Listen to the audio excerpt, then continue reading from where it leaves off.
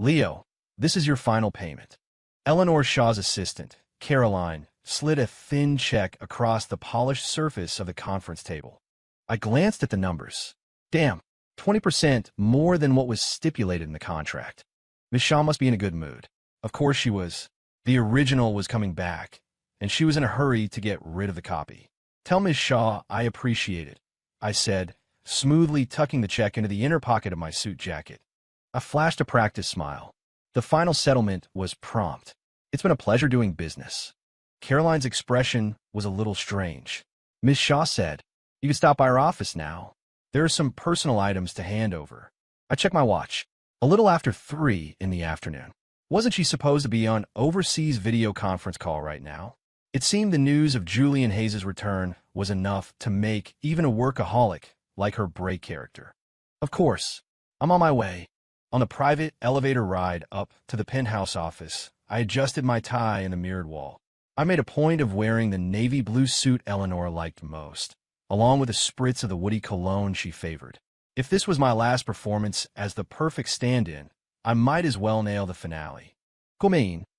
Eleanor's characteristically cool voice came from within. I pushed the door open to see her standing with her back to me, looking out the floor-to-ceiling window.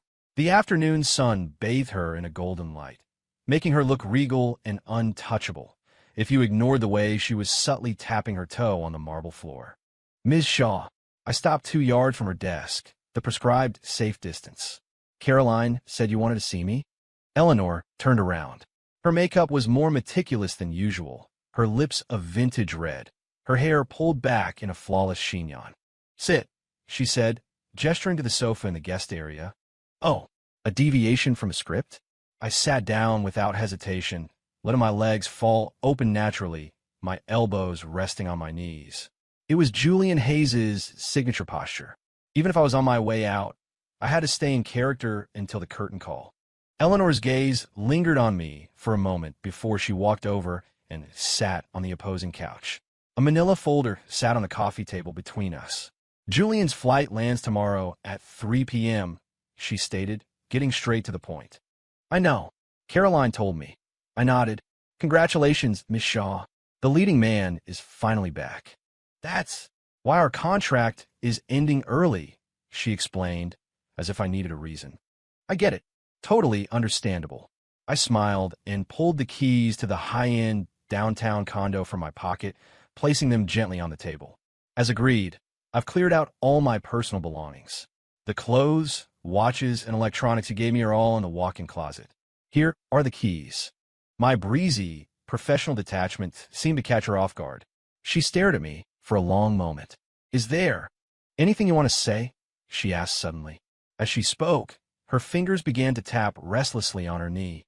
From my 3 years of studying her, I knew this was a nervous tic. But why would she be nervous? Was it just excitement about Julian's return? Or was something else? Whatever. Not my problem anymore. I was done today. Why get invested? I gave a moment of thought. Thank you for the opportunity these past 3 years, Miss Shaw. The work was easy and the pay was excellent. It was the smoothest gig I've ever had. Her mouth twitched. She picked up the manila folder and handed it to me. This is the written confirmation of the contract's termination. And I prepared a letter of recommendation for you. A recommendation letter? I took the folder but didn't open it. What kind of recommendation? If you need to find your next job. Eleanor's voice was a bit tight. With your professional skills, it should be easy. I raised an eyebrow, almost laughing out loud. Miss Shaw, have you forgotten? This line of work runs on word of mouth, not letters of recommendation. But if you wanted a legitimate job, I appreciate the thought, Miss Shaw, but it's not necessary. I interrupted with a smile. I've already got a few potential clients lining up. They're practically taking a number. That was, of course, a complete lie. Her expression instantly turned to ice. Chapter 3. Temptation? Rejected. She suddenly stood and walked to her desk, retrieving a small, velvet-covered box from a drawer. Keep this, she said, pushing the box toward me. As a memento. I opened it. Holy hell. Inside was a Patek Philippe watch, worth at least 7 figures. I remembered this piece. She'd bought it for $3 million at an auction we attended last month, saying it was for someone important. This is too much, I said, closing the lid and pushing it back. The contract is clear. Gifts received during the employment period are considered props, to be returned upon termination. Eleanor's lips thinned. This isn't a prop. It's for me, personally. Ms. Shaw. I cut her off firmly. We both know who I've been playing for the last 3 years. This watch. The person you really want to give this to is Julian Hayes, not me. The office fell silent. Eleanor's face went pale. She spun around and stalked back to the window, taking a deep breath with her back to me. You can go now, she said, her voice regaining its usual hardened edge. Caroline will handle the rest. Very well, Ms. Shaw. I stood, giving the hem of my suit jacket a final tug. I wish you and Mr. Hayes all the best. A perfect exit. 10 out of 10. Chapter 4. The next gig, walking out of the Shaw Tower, the early summer sun felt good. I stood on the steps, took a deep breath, and savored my first taste of freedom in 3 years. I pulled out my phone and sent a text to my agent, Frank. Shaw contract terminated. Final payment received. Let me know when you got a new gig. After sending it, I glanced back at the soaring steel and glass skyscraper. 3 years of playing someone else, 24/7.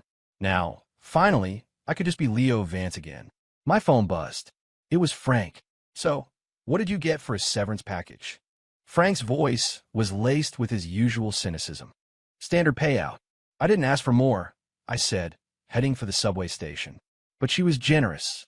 Threw in a 20% bonus. Tisk TSK. You're too damn honest for your own good, Frank grumbled. Listen, I've got a big one for you. The CEO of Rossi Global is looking for a long-term companion stand-in. The pay is 50% higher than what Shaw was giving you. Interested? Send me the file. I said, my interest piqued. Any special requirements? That's the weird part, Frank said, his voice dropping. The client specifically requested you, and she doesn't want you to imitate anyone. She wants you to be yourself. I stopped in my tracks. Be myself.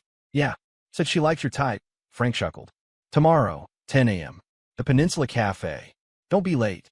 After hanging up, I stood at the subway entrance, lost in thought. Be myself. I nearly laughed out loud. After 3 years as a professional stand-in, someone was finally hiring me to play the part of Leo Vance. Just as I was about to swipe my card to enter the station, I heard the rapid click-clack of high heels behind me. I turned to see Caroline jogging toward me, holding that familiar velvet box.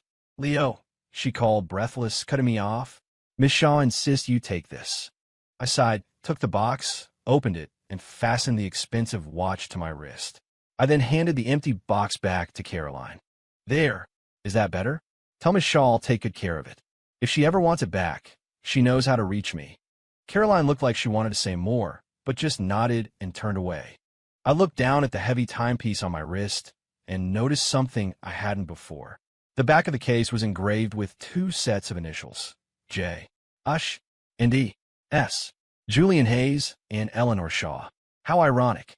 A $3 million joke sitting on my wrist. I unclasped it and shoved the priceless watch into my pocket. As a train roared into the station, my phone buzzed with another notification. It was a text from Eleanor.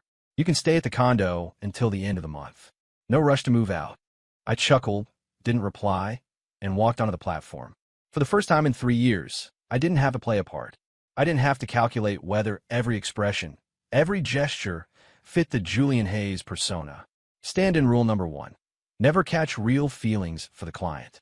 I was glad I'd always been good at following the rules. Chapter 5. An unscheduled visit. Freedom tasted like instant ramen with a hot dog sliced into it. I was sprawled on the couch in my own small apartment, legs crossed at the ankle, happily slurping noodles while scrolling through my phone. 3 years.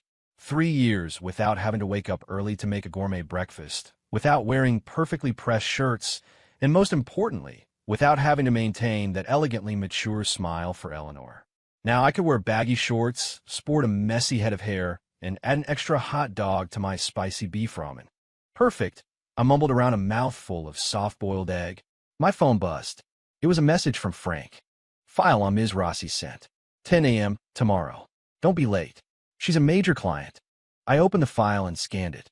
Isabella Rossi, 28, CEO of Rossi Global. A rising star in the business world, with a net worth conservatively estimated at 3 times Eleanor's. Damn, a real titan. I whistled, scrolling down. Requirements. Be yourself. No imitation of any other person is required.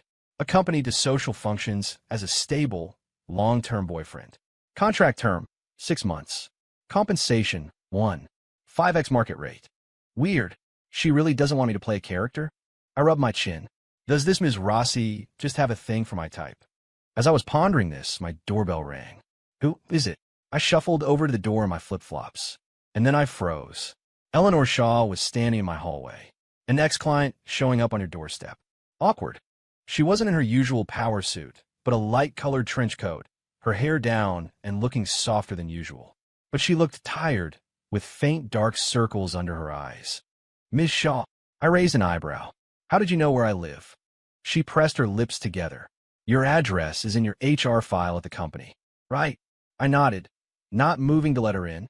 Is there something I can help you with? Her eyes darted past my shoulder, taking in the ramen bowl on my coffee table and the general clutter of my living room. Her brow furrowed almost imperceptibly. You eat that? Yup. Spicy beef flavor, extra egg, extra hot dog. The height of luxury. I grinned. Want a bowl? Her mouth twitched. She was clearly not a fan of my culinary choices. The silence stretched on. Aren't you going to invite me in? She finally asked. I shrugged, stepping aside. It's small. Don't judge. Eleanor stepped inside, her gaze sweeping over my bookshelf, my gaming console, and the sci-fi movie posters on the wall. Her expression was strange. I didn't know you liked this stuff. Yeah, well, I had to stick to Julian's preferences before. Had to keep it all under wraps, I said, gesturing to the bookshelf with a grin. Finally get to put my own things out.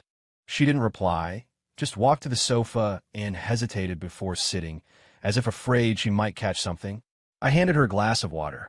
So, to what do I owe the honor, Ms. Shaw? She clutched the glass, her knuckles white. After a few seconds, she spoke. Julian, he isn't what I remembered. Oh, I raised an eyebrow. How so? Not handsome enough? Not gentle enough? Or, he's selfish and arrogant. He uses our past as leverage, she said, her voice low. He doesn't even remember how I take my coffee. I almost laughed. Of course he didn't. For the last 3 years, the person who remembered her preferences every single day was me. But I held it in, merely nodding. People change. Eleanor looked up at me, her eyes filled with a complex emotion. If it were you, what would you have done? I tilted my head, adopting my old stand-in persona. MS. Shaw, your iced Americano, no sugar, double shot. And then I'd ask what you wanted for lunch. Her expression froze for a second. Yes, you were always perfect, almost inhumanly so. Naturally, professional stand-in, 5-star service, I grinned. But the contract's over now. You can always train Julian to remember these things. Her face fell even further. Eleanor suddenly put down her glass and looked me straight in the eye. I'll double your salary. Come back. I blinked. Come again. Don't misunderstand, she added quickly. Not as a stand-in. I was impressed with your work. I want to hire you as my special assistant. Legitimate employment relationship. I nearly choked on my own spit. Miss Shaw, are you serious? I never joke about business, she said firmly. I laughed. And what about Julian? You think he'd be happy with your ex-stand-in hanging around the office every day? Don't mention him. Her voice rose sharply before she lowered it again. We fought 3 times this week. He's nothing like the person I built up in my head. Well, looks like the halo around her long-lost love was starting to tarnish. I shrugged. Sorry, Miss Shaw. I'm already in talks for a new job. Her expression visibly darkened. Ooh, trade secret, I said with a cheerful smile. Eleanor stared at me for a few seconds, then let out a cold laugh. Another stand-in job? Yep, a job's a job. Nothing to be ashamed of. You enjoy being someone else's shadow that much? She asked, her tone laced with contempt. I smiled. You've got it wrong, Miss Shaw. Being a stand-in is just a job. But I've only ever been my own man. She was speechless. Finally, she stood, grabbed her purse, and walked to the door. Before leaving, she glanced back. Think about my offer. It's always on the table. I waved. Take care, Miss Shaw. After the door closed, I let out a long breath and fell back onto the couch to finish my ramen. My phone buzzed again, another text from Eleanor. I hope you'll reconsider. You can keep living at the condo. There's no hurry. The second time she'd sent that. Was she trying to keep me as a sugar baby? Not my style. I ignored it, swiping the notification away. Time to meet the new boss tomorrow, I said, stretching contentedly. Stand-in rule number 2. When the client tries to get you back, it's just talk. Don't take it seriously. Chapter 6, New Client, New Contract, the Peninsula Cafe, VIP Room. I arrived 10 minutes early and chose a seat by the window, adjusting the collar of my shirt. No suit today. I'd opted for a casual button-down and black slacks. Professional, but not stuffy. First impressions matter, especially with a CEO. At 10 o'clock sharp, the door opened. A woman in a beige trench coat walked in. I looked up and froze. Isabella Rossi was even more beautiful than her photo. She had wavy, chestnut brown hair, flawless skin, and a pair of amber eyes that held a hint of a smile. She radiated an aura of elegance and reserve. "Mr. Vance?" she asked, stopping in front of me. Her voice was softer than I'd expected. "Ms. Rossi." I stood and offered my hand. She shook it lightly. Her fingers were cool, her touch delicate. "Please sit." She took the seat across from me, her movements efficient and direct. No time for small talk. I like that. After the waiter brought our coffee, Isabella produced a file from her bag and pushed it toward me. "I need a partner-style assistant to accompany me to social events. The term is 6 months," she said, all business. "The specific requirements are in here. Take a look." I opened the file, scanned the first page, and froze. Contract requirements. No imitation required. Be yourself. Enjoy sci-fi films? We could have a weekly movie night. Wednesday nights at the boxing gym? Not a problem. I can even join you as a sparring partner. Dislikes carrots? My chef will ensure they never appear on the menu. Holds a motorcycle license? We can go for a ride in the country on weekends. I looked up, my eyes narrowed. "Ms. Rossi, have you been investigating me?"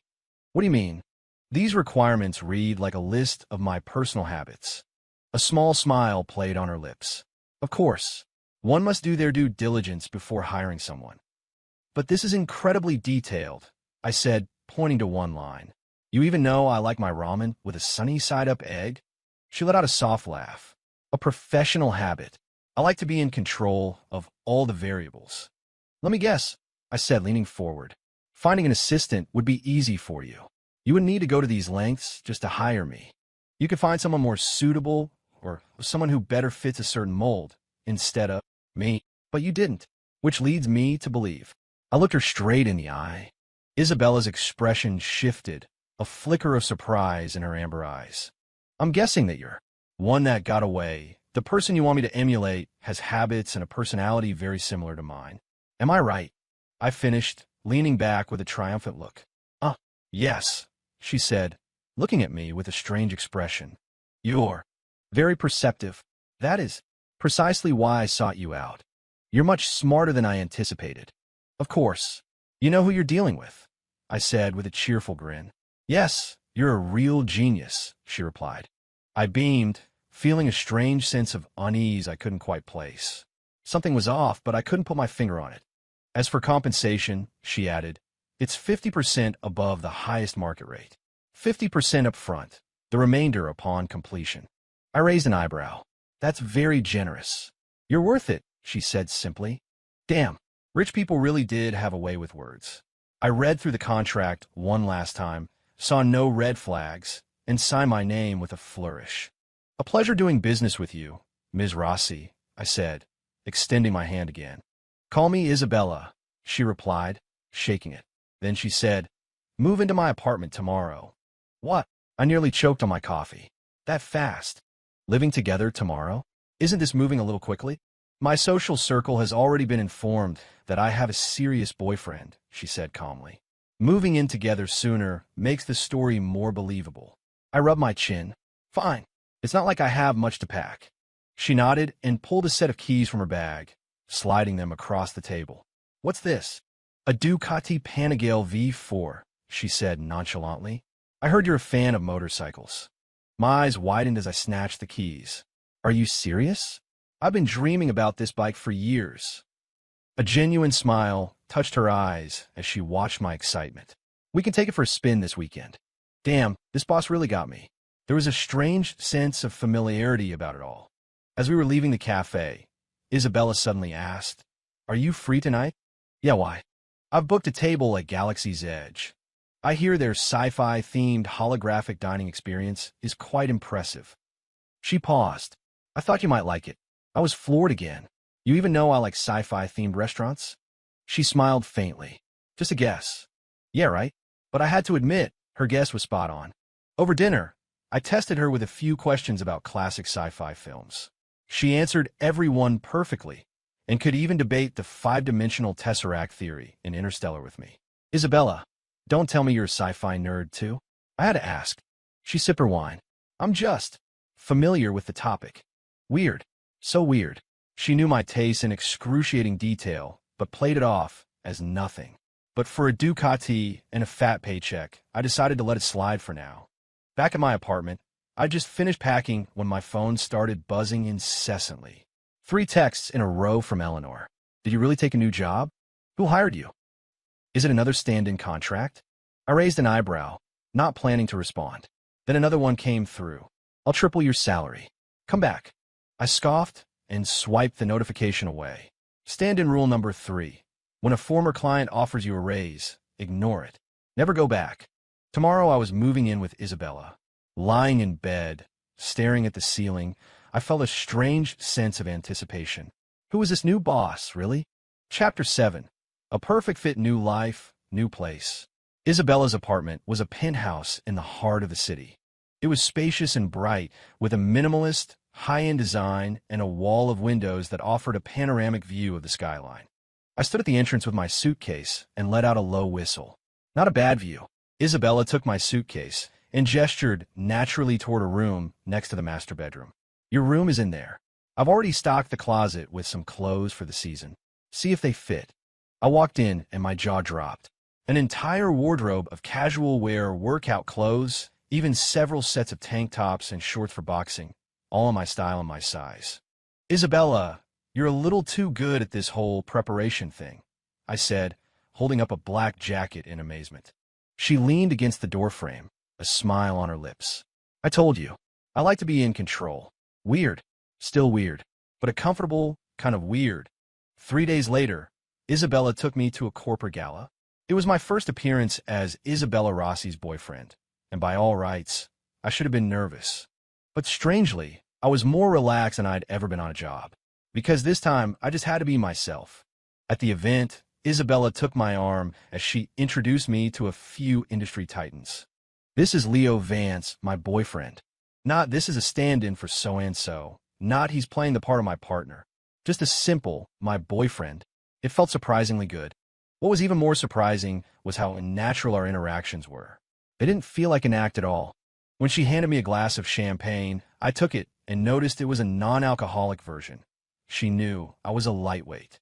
When I was chatting with someone, she would occasionally chime in with a comment that perfectly complimented my point, as if she already knew where my thoughts were headed. When I accidentally stepped on the hem of her gown, she just raised an eyebrow at me, and I reflexively blurted out, "Sorry, I'll buy you a more expensive pair of shoes to make up for it." She chuckled. "I'll add it to your tab."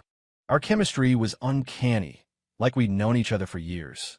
That weekend, Isabella made good on her promise, and we took the Ducati out. She'd changed into black biker leathers, her long hair tied back in a high ponytail. She looked fierce and beautiful. "You ride too?" I asked, surprised, as she expertly swung her leg over the bike. She tossed me a helmet, her eyes challenging. "What? You don't believe me?" "I believe you. I just didn't expect this side of you, Ms. Rossi. Everyone has a biker punk phase when they're young. I just grew out of it. So why are you riding now? Aren't you worried about a noise complaint?" She laughed and revved the engine. "Just reliving my youth for a moment. Once I'm done, I'll toss it aside. I have no intention of being a delinquent forever." "Damn, must be nice to be rich. Hold on tight. I'm not responsible if you fall off." I wrapped my arms around her waist, and the bike shot forward. The wind roared in my ears as the city blurred past us. Isabella rode with a fast, steady confidence. As she leaned into a turn, I instinctively tightened my grip. Her back was pressed firmly against my chest, and I could feel the warmth of her body through her leathers. Damn, my heart was beating a little too fast. After the ride, Isabella, and I were laughing and talking as we walked into the lobby of her apartment building, but a cold voice stopped us in our tracks. "Now, I can't believe you've stooped to being some biker punk." I turned. Eleanor was standing a few feet away, her face a thunderous mask. She was dressed in a sharp business suit, her heels clicking angrily on the marble floor as she closed the distance. Her eyes darted between me and Isabella before landing on me with a piercing glare. "So, your new client is Isabella Rossi?" she sneered. "What a coincidence." I shrugged. "Just business." Eleanor's eyes grew colder. "How much is she paying you?" "I'll double it."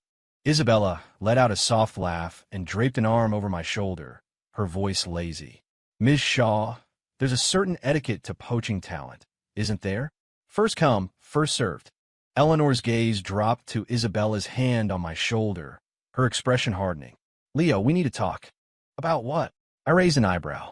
"Alone," she said through gritted teeth. Isabella glanced at me. I gave her a slight shake of my head, then turned back to Eleanor. "Miss Shaw, our contract is over. There's nothing to talk about." Eleanor took a deep breath, her tone suddenly softening. "It's not about the money. I need you." I was taken aback. I never expected to hear those words from her. Isabella smiled faintly from beside me. "Miss Shaw, it's highly inappropriate for you to be harassing my boyfriend like this." Eleanor's head snapped toward her. "Boyfriend? Do you really think he likes you? He's just doing a job." Isabella remained unruffled. She reached up and adjusted my collar, her voice intimate. "Leo, why don't you tell Miss Shaw what we are?" I looked at her face, so close to mine, and my heart hammered in my chest. On some crazy impulse, I heard myself say, "We're dating." The color drained from Eleanor's face. Isabella smiled, satisfied, and took my hand. "Let's go home." Eleanor stood frozen, her voice trembling slightly. "Leo, you're going to regret this." I didn't look back, just gave a little wave over my shoulder. "Miss Shaw, I wish you and Julian all the best. Stand-in rule number 4. When a former client gets clingy, shut it down." No hesitation. Back in the apartment, Isabella poured me a glass of water. "Eleanor is more persistent than I thought," she said lightly. I took the glass, hesitated, then finally asked the question that had been bugging me for days. "Isabella, how do you know so much about me?" She paused and met my gaze. "What do you think? I've looked you up. There's no record of us ever meeting before," I said, frowning. "But you know everything, right down how I like my eggs." She chuckled softly and stepped closer, tapping a finger lightly against my chest. "Maybe.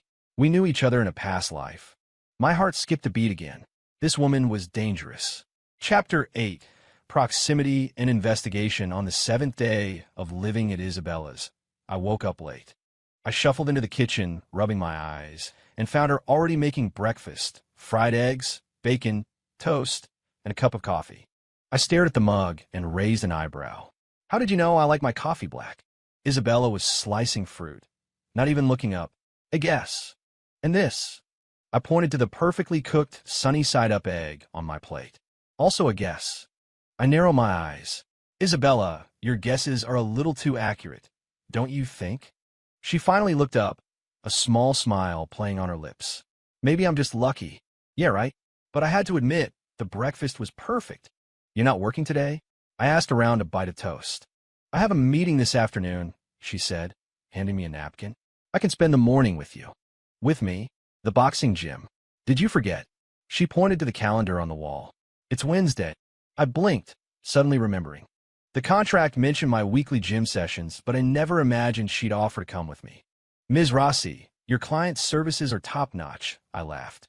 "The boss herself is going to be my sparring partner?" She wiped her hands, her tone nonchalant. "I was free anyway." "Yeah, sure you were." At the gym, I changed into my workout gear. As I was warming up, I saw Isabella emerge from the locker room in a sports bra and leggings, already wrapping her hands. "You're actually going to fight?" I asked, amazed. She flexed her wrists. "What, scared I'll beat you?" "Not scared." I rubbed my nose. "Just didn't have you pegged as a fighter." 10 minutes later, I regretted everything. Isabella's boxing skills were terrifyingly good. Her jabs were fast and precise. Her footwork was fluid, and even on defense, I still took a few solid hits. "Isabella, are you sure you're not a professional fighter?" I asked, gasping for air. She laughed lightly. I trained in college. Which one? I asked instinctively. Her movements faltered for a fraction of a second. Then she sent a right hook flying toward me. Focus. There was again, dodging the question. After a session, I collapsed onto a bench, chugging water. Isabella handed me a towel, then reached out and gently wiped the sweat from my forehead. Her fingertips were cool against my skin, and my heart skipped a beat. Not bad, she said softly, her face so close I could smell the faint scent of her perfume. My throat felt dry. I was about to say something when her phone rang. She glanced at the caller ID, and her expression shifted. I have to take this. She walked to a corner, her voice low, but I still caught a few words. Did you find the files? Was the university crest confirmed? Don't let Eleanor find out. A university crest? Eleanor? I narrowed my eyes. I had a feeling Isabella's secrets ran much deeper than I'd thought. Meanwhile, in Eleanor Shaw's office, Caroline placed a file on the desk. Miss Shaw, we found something. Eleanor opened it, her brow furrowing. Isabella Rossi and Leo Vance. They knew each other. It's unclear, Caroline said, shaking her head. But Ms. Rossi did attend Boston University for a time. The same university as Leo, though they were in different years. Eleanor's fingers tapped on the desk. Keep digging. I want to know everything about her social circle in college. Caroline hesitated. There's one more thing. Mr. Hayes called. He was asking if you were free tonight. Tell him I'm busy. Eleanor cut her off coldly. After Caroline left, Eleanor opened a small box in her drawer. Inside was a tarnished university crest, the only thing her savior had left behind. She stared at it, murmuring to herself. If it wasn't Julian, then who was it? That night, Isabella drank, which was unusual for her. She was clearly a lightweight. After one glass of red wine, her eyes were hazy. When we got home, she was leaning heavily on me, her breath warm against my neck. Leo, she whispered my name. Yeah. Do you remember? In college. Her voice trailed off. My heart pounded. What about college? She looked up, her amber eyes glistening with unshed tears. Never mind. You probably don't remember. Before I could press her, she reached up and cupped my face in her hands, her expression deadly serious. But this time, I'm not letting you get away again. What was happening? Before I could process it, her forehead dropped to my shoulder and her breathing evened out. She was asleep. I let out a breath, half frustrated, half amused, and carried her to her bedroom. As I was tucking her in, I noticed a small, ornate box on her desk. Curiosity got the better of me. I opened it. Inside, with a university crest, identical to the one I'd lost years ago. What the hell was going on? It was 3 a.m, but the lights in Eleanor Shaw's office were still burning. Spread before her were yellow documents, hospital records, clippings from student newspaper, even grainy security footage from over a decade ago. Her finger was pressed so hard on one of the photos that her knuckle was white. In the picture, a young man, his back to the camera, was pulling a soaked girl from a lake. The girl's face was obscured by her wet hair, but the bracelet on her wrist was unmistakable. It was the same one Eleanor still wore. And the young man's profile. It was Leo. Impossible. Eleanor's voice trembled. She snatched another photo, the one she had cherished for years as proof that Julian was her savior. But looking at it now, all she could see was the back of a figure. The face was completely hidden. How could this be? Her hand shook as she dialed a number. Caroline, I need all of Julian Hayes' travel record from that year. Now, 30 minutes later, the truth was laid bare. Julian Hayes hadn't even been in the state that day. The person who saved her was Leo, and she had been wrong for an entire decade. Eleanor collapsed into her chair as a flood of memories washed over her. Leo, always remembering to put precisely 1 packet of sugar in her coffee. Leo, quietly waiting outside her door when she had a nightmare. Leo, making her a bowl of ginger soup when her stomach hurt. He remembered every little detail, while she hadn't even remembered him. The next morning, Eleanor drove straight to Isabella's building. Her face was ashen, her eyes shadowed with exhaustion.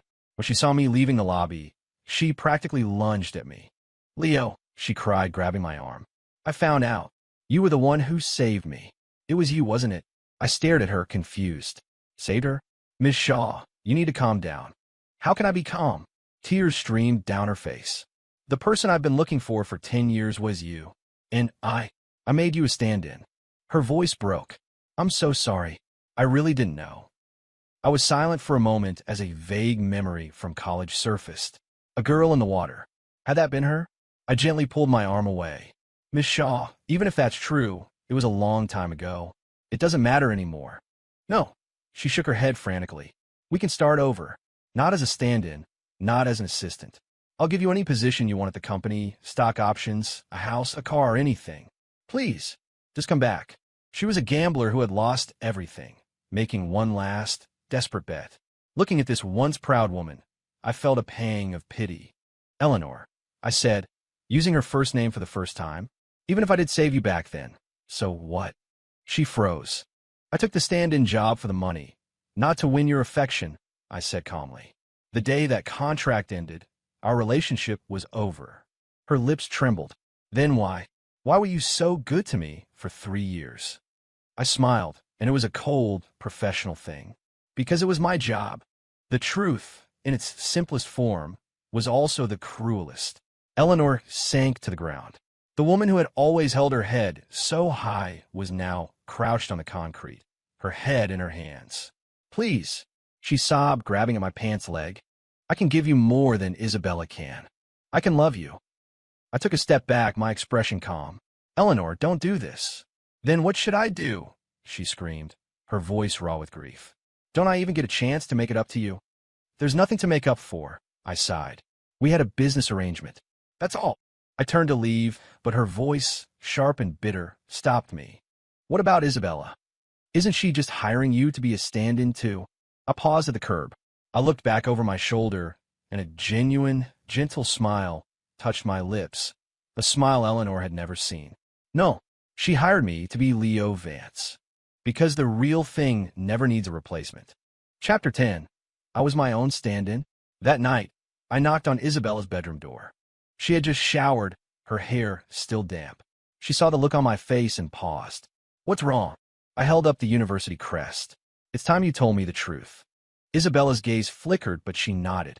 Come in. She opened a safe and took out a photograph. It was from our college campus. A younger me was smiling, handing a book to a girl with glasses and braces. Is this you? I asked, stunned. I couldn't connect the awkward girl in the photo with the radiant woman standing before me. I had braces and got laser eye surgery my freshman year, Isabella said with a wry smile. Of course you don't recognize me. She stroked the photo. That year, some bullies were harassing me. You stepped in and chased them off. I wanted to thank you, but then I heard you dropped out. I spent 8 years looking for you, until I saw your picture in a business magazine, standing next to Eleanor Shaw. My head was spinning. The scattered fragments of memory were finally clicking into place. The girl calling for help by the lake. No, wait, that was Eleanor. The girl cornered by punks in an alley behind campus. My backpack getting torn in the scuffle, and the university crest I'd given to a stranger. That had all been Isabella? So, my voice was hoarse. You hire me to... Isabella looked up, tears finally spilling from her eyes. To tell you that someone remembered the real Leo Vance. Not a stand-in for someone else. Just him. My face flushed with embarrassment as I remembered my brilliant deduction when we first met. Wait a minute, I said. When I made that whole speech about your one that got away, you told me I was smart. Were you laughing at me that entire time? She called me a genius. My reputation was ruined. I felt like such an idiot. Not at all, she said, trying and failing to suppress a smile. Oh, this was mortifying. So, do I still need to keep playing myself, Ms. Rossi? I asked after a long pause. Now that you know, I guess not. She found the contract and, with a sad smile, prepared to tear it up. I suddenly placed my hand over hers, stopping her. What were you thinking? Why didn't you just tell me? Did you think hiring me was some kind of game? Who wanted to hire you as a stand-in? She retorted. When I first found you, you were with Eleanor. I thought you were in love with her. I frowned. It was only later that I realized it was just a job. But you were so damn loyal. You wouldn't even give another woman the time of day. I couldn't get in touch with you. So, my only option was to go through an agent and post a job for a stand-in. It was the only way to get your attention. You mean to tell me I've been my own stand-in this whole time? I asked. The absurdity of it was staggering. Well, you don't have to be a stand-in. You could. Just be yourself, Isabella said softly. So, I'm your one that got away? I asked. What a mess. She nodded. Have you ever heard the saying? I asked. What saying? She asked, confused. That the idealized memory of a person is so powerful, not even the person themselves can live up to it. I paused. I'm not that great. Once you get to know me, once the halo fades, you'll realize I'm not. Stop, she said, placing a finger on my lips. I know. Outside, the moonlight was bright, and for a moment, it felt like we were back in college again. Chapter 11. The final gamble. Eleanor stood outside the Rossi Global Tower, clutching a document. It was her final hand to play, a transfer agreement for 5% of Shaw Industries. If Leo agreed to come back to her, the shares would be his. It was enough to set him up for life. The elevator took her to the top floor. She took a deep breath and pushed open the door to Isabella's office. Then she froze. Leo was sitting in Isabella's executive chair. Isabella herself was curled up in his lap, the two of them looking over a document together, their posture radiating an easy intimacy. Leo said something, and Isabella laughed, playfully pinching his cheek. It was a version of Leo that Eleanor had never seen, relaxed, happy, and completely at ease. Ms. Shaw. Isabella was the first to notice her. Her smile faded slightly. Can we help you? Eleanor forced herself to remain calm. I'm here for Leo. I looked up, my expression neutral. Eleanor, I already told you. This is for you, she said, cutting me off and slapping the file on the desk. If you come back. I glanced at the document, my brow furrowing in disbelief. Eleanor, are you insane? I've never been more clear-headed, she said, her eyes fixed on me. You deserve this. After all, I owe you my life. Silence descended on the office. Isabella suddenly laughed. She uncurled herself from my lap, picked up the file, and flipped through it. A very generous offer, Miss Shaw. She turned to me and winked. What do you say, honey? Time to trade up. I pulled her back into my lap and kissed her soundly on the lips. Not a chance. The benefits here are too good. The color drained from Eleanor's face. Isabella waved the file before tucking it back into Eleanor's hand. Miss Shaw, some things can't be bought. Eleanor's hand trembled. She looked at me, her voice barely a whisper. Are you really? Not giving me a single chance? I sighed, stood up, and walked over to her. Eleanor, I said softly, your life is about more than just chasing ghosts. You have so much ahead of you. It's time to let go of the past. I then placed the Patek Philippe she had given me back in her hand. It's time this watch went to the right person. I walked away. Eleanor stared down at the watch in her palm, a dawning, heartbreaking realization in her eyes. The initials engraved on the back weren't for Julian. They were never for Julian. All this time, she had been obsessed with a phantom, a story she had told herself, while the real person was right in front of her. And in that one moment of misguided obsession, she had lost him forever. 3 months later, on the Boston University campus, Isabella and I walked hand in hand down a path by the river. The autumn sun was warm on our skin. We wandered through the old back alleys, revisiting familiar spots. Right here, Isabella said, pointing down an alleyway. A few punks cornered me. You showed up and saved me. My school crest got torn off my backpack in the fight. I raised an eyebrow. No wonder this place always felt familiar. Isabella pulled a small velvet box from her purse, a mischievous glint in her eye. So, boss, interested in renewing your contract? Inside the box was a ring. I stared at it for a second, then dropped to one knee and pulled another velvet box from my own pocket. Funny you should ask. I brought one too. Isabella's eyes widened. When did you? Last week, I grinned. I was going to give it to you at dinner tonight. 2 rings, sparkling in the sunlight. Isabella's eyes filled with tears. Leo, are you sure? I lied to you, I silenced her with a kiss. Isabella, I whispered against her forehead. You know, in all my years as a stand-in, you're the only one who ever hired me to be myself. 1 year later, the front page of the business section. Rossi Global CEO, Isabella Rossi weds relationship consultant Leo Vance consultant. I like the sound of that. I'd managed to turn my unique experience into a pretty successful career. The accompanying photo showed me in a white tuxedo and Isabella in a wedding gown, laughing at each other, as we sat on a Ducati. And tucked away in a small corner of the same page, another story was printed. Shaw Industries chairwoman Eleanor Shaw steps down as CEO to develop overseas markets. The photo was of Eleanor, alone, boarding a private jet. On her wrist, there was nothing at all.